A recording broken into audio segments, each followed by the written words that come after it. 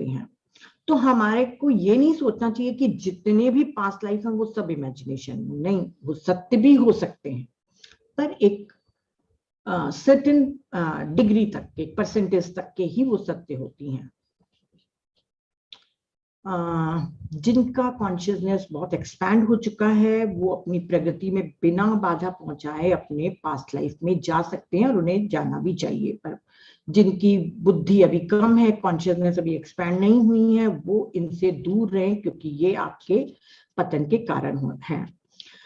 तो आपको ये स्पष्ट होना चाहिए कि कोई, डॉटकॉम कहता कि मैं किसी पास्ट लाइफ के विरुद्ध नहीं हूं, ऐसा मत सोचना कि मैं सब लोगों की बुराई कर रहा हूं। इसका 3 कारण उन्होंने दिए हैं जो बहुत ही इंपॉर्टेंट है, आप लोग समझिए और अपने दिमाग में बैठाइए, क्योंकि वो एजलेस विजडम से निकाल के दे रहे हैं कि किसी भी व्यक्ति को, किसी दूसरे व्यक्ति को फोर्स नहीं करना चाहिए कि वो दूसरी टेक्निक्स के द्वारा पास्ट लाइफ को देखे और उनको भ्रम में डाले, है ना। किसी को भी फोर्स नहीं करना है कि अरे जाना उस थेरेपिस्ट के पास, तेरा प्रॉब्लम सॉल्व नहीं हो रहा है तो जा, नहीं, ऐसे कभी मत करना। आप हैवी कर्मा बनाते जा रहे हैं। आपको याद दिलाऊंगी, कर्मा में मैंने बताया था ना, जब साइकी पावर्स का आप मिसयूज करते तो 1024 टाइम्स गुना आपके पास लौटता है। तो सोच लीजिए, तो दूसरे को फोर्स नहीं करना है। फिर दूसरे के पास्ट लाइफ आपको दिख भी गई मेडिटेशन में या सपने में, आपने आकाशिक रिकॉर्ड पढ़ लिया, देख भी लिए, तो आपको किसी को भी नहीं बताना है। जब तीसरा, किसी को भी पास्ट लाइफ जानने के लिए प्रेरित न करें। ये जो सेशन है मैंने इसलिए किया है कि आप लोग किसी को भी प्रेरित न करें, न खुद प्रेरित हों। अब इसके भी कारण कई निम्नलिखित बताए हैं, बहुत सारे कारण बताए, मैं फटाफट बताती हूँ क्योंकि समय होते जा रहा है। हमारे कॉन्शियस और सब कॉन्शियस माइंड के बीच में एक आवरण है। हमारे इस दुनिया और हमारे स्पिरिट वर्ल्ड के जो हमारी लाइफ है उसके बीच में भी एक आवरण है।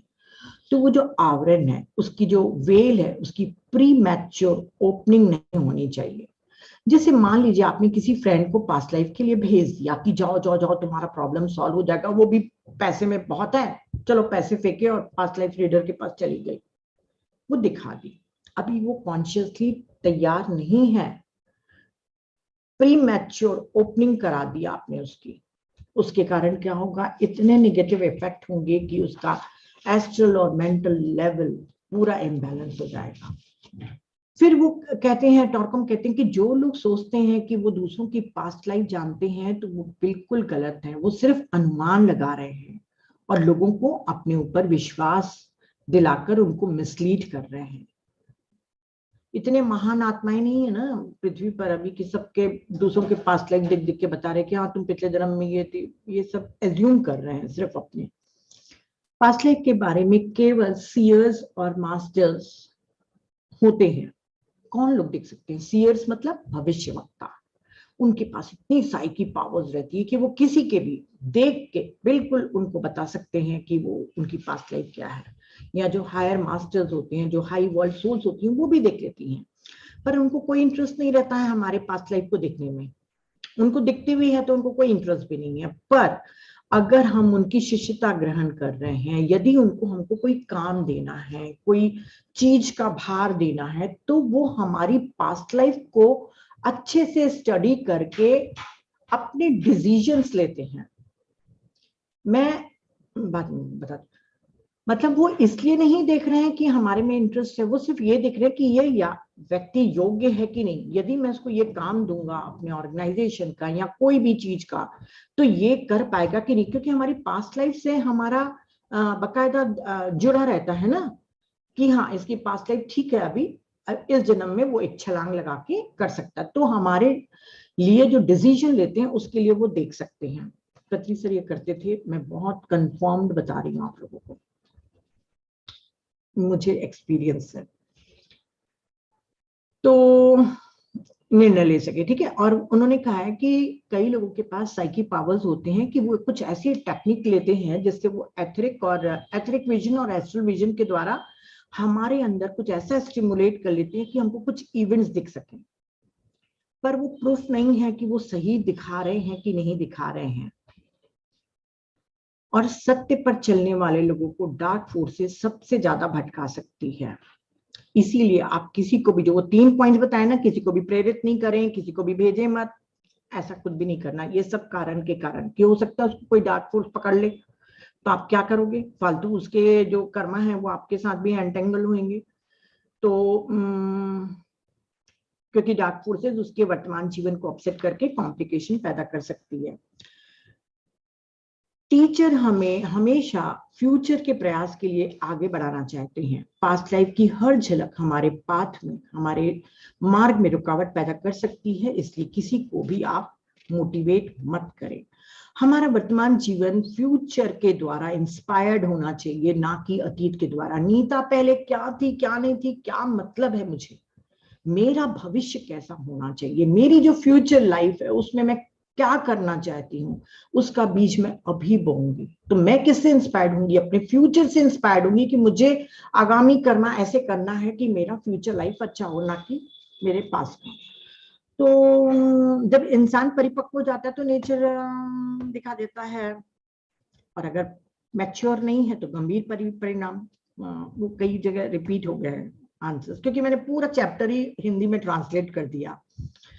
हमारी प्रकृति, हमारी जितनी भी, हम सब लोगों के जीवन की जो प्राइवेसी है, जो गोपनीयता है, उसकी सुरक्षा करती है।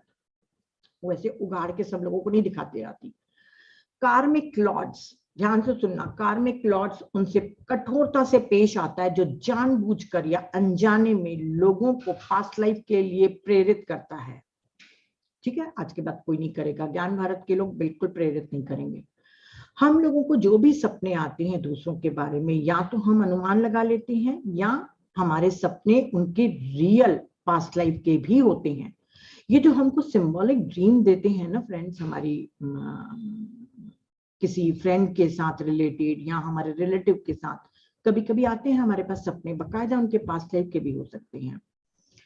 तो ये जब आपको दिखा रहे हैं तो आपकी आत्मा कोई नियम नहीं तोड़ रही है।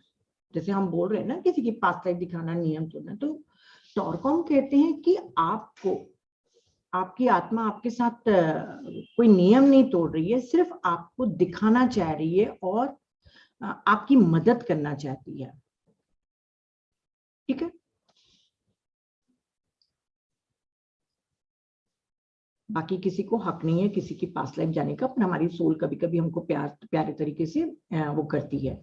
फिर यहाँ पे ना एक बहुत ही अच्छे से बता रहे हैं टॉरकॉम जी कि कभी कभी ऐसे रेयर केसेस में होता है कि आपका कोई फ्रेंड है, आपके किसी उसके साथ इश्यूज हैं, तो आपको उसकी पास्ट लाइफ दिखाकर उसके सीक्रेट भी आपको बता सकती है। यहाँ पर आपको एक रिस्पॉन्सिबिलिटी दी जाती है कि आप अपने फ्रेंड को डायरेक्ट मत बोलिए। जैसे मान लीजिए टॉरकॉम कहते हैं कि उसमें कोई पॉजिटिव गुण या नेगेटिव गुण है, जिसमें कुछ चेंजेस लाने हैं, उसकी नेगेटिविटी या जो भी उसका एक पैटर्न है उसमें आपको मदद करनी है, तो आपकी सोल आपके फ्रेंड की पास्ट लाइफ को आपको दिखा दी कि आप उसको प्रेरित करें उस पैटर्न को तोड़ने में, या उसको समझाने में कि तुम इस तरफ आगे बढ़ो। पर ये रिस्पॉन्सिबिलिटी तभी आपको, मतलब ये दिखाती है आत्मा, जब आपकी आत्मा को विश्वास हो जाता है कि आप चुप रहेंगे, आप अपने फ्रेंड को ये नहीं बताएंगे कि भैया मैं तेरे पास्ट लाइफ को देख के आया हूँ। आप अपने फ्रेंड को इनडायरेक्टली बोलेंगे कि नहीं यार तुम ये पैटर्न को तोड़ो, तुम ऐसे करो। समझ गए? तो ऐसे भी हमारी आत्मा हमारे किसी फ्रेंड के विकास के लिए हमको रिवील करती है अपने फ्रेंड की पास्ट लाइफ। कुछ केसेस में रिवीलेशन की प्राइवेसी को भंग किया जाता है। आप जैसे मान लीजिए आपको बता दिया आपके किसी फ्रेंड के या किसी रिलेटिव की पास्ट लाइफ को, आपको इतनी बड़ी रिस्पॉन्सिबिलिटी दे दी गई, आप समझ गए सब कुछ है, नीता का सेशन भी सुन लिया, फिर आपको लगा यार चल थोड़ा सा बता देती हूँ, नाम हो जाएगा कि देखो मेरे को तो पहले से ही सब कुछ मालूम चल जाता है, मैं कितनी अच्छी मेडिटेटर हूँ। आपने उसकी प्राइवेसी को भंग कर दिया, आपने उल्लंघन किया उसकी गोपनीयता को भंग करके। तो वहां पर कार्मिक लॉर्ड्स आपके साथ कठोरता से पेश आएंगे। हमारी जो उच्च विकसित आत्माएं होती हैं वो एटर्नल प्रेजेंस में रहते हैं और एक दूसरे के बारे में सब जानते हैं, जो हाई वर्ल्ड सोल्स हैं, पर उनको कोई थॉट फॉर्म नहीं आता, कोई इंप्रेशन नहीं बनाते। नहीं तो अगर मान लीजिए मुझे मालूम चल जाएगा कि मेरा हस्बैंड पिछले जन्म में मान लीजिए मैं हस्बैंड को नहीं लेती, मान लीजिए मैं या कोई दूसरा पास्ट लाइफ में चोर था, तो अपन धारणा बना लेंगे अच्छा नहीं था वो आदमी, है ना।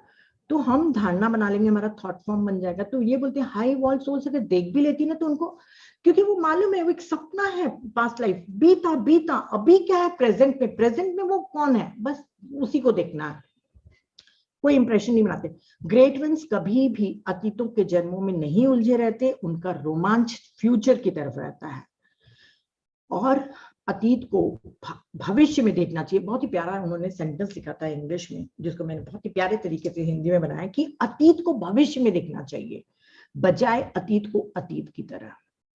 पास्ट लाइफ को पास्ट लाइफ की तरह मत देखो, आप पास्ट लाइफ को भी देखो कि अब इसके बाद जो हम अपना फ्यूचर बनाएंगे, जो आए हैं वो कैसे होएगा। ग्रेट सेज कहते हैं कि सभी को अपने फ्यूचर को रिकॉग्नाइज करना चाहिए, हमेशा आपको अपने ऊपर काम करते रहना चाहिए। आप जो भी आप निर्धारित हो, आपकी लाइफ में निर्धारित किया गया है, जो भी आपकी डेस्टिनी है, जो भी है, पर उस पे एंडलेसली एफर्टलेसली आपको काम करते जाना है अपने ऊपर। अनंत की ओर पहुंचने के लिए किया गया श्रम सबसे सुंदर प्रयास है। मतलब उस सुप्रीम तक पहुंचने के लिए जितना भी हम श्रम करते हैं वो सबसे सुंदर श्रम होता है।